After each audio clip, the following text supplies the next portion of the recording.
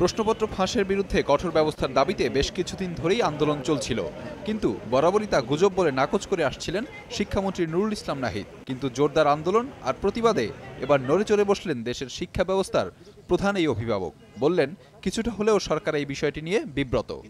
আপনারা কি বিবেচনায় কোলায় না যাদের ৩২,০০০ কোটি টাকার কোচিং বাণিজ্য করে, সেই কোচিং সেন্টারে আমি যাব, যে কোচিং সেন্টারে গেলে পরে আমার প্রশ্ন মিলবে।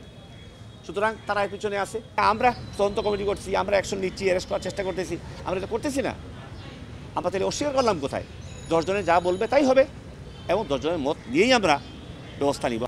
এদিকে প্রশ্নপত্র ফাঁসের ঘটনায় শিক্ষা মন্ত্রণালয়ের অতিরিক্ত সচিব মোহাম্মদ সোহরাব হোসেনকে আহ্বায়ক করে গঠিত ৭ সদস্য বিশিষ্ট তদন্ত কমিটি বিকেলে ডক্টর মোহাম্মদ জাফর ইকবালের সাথে দেখা করেছেন। ঘটনার তদন্ত এবং কিভাবে প্রশ্নপত্র ফাঁস প্রতিরোধ করা যায় এ বিষয়ে বিশদ আলোচনা করেছেন তারা। আমরা স্যারের কাছ থেকে ভবিষ্যতে যাতে পরীক্ষার প্রশ্নপত্র ফাঁস না হয় সেজন্য কী করণীয় সে সম্পর্কে ওনার কিছু বক্তব্য নিয়েছি।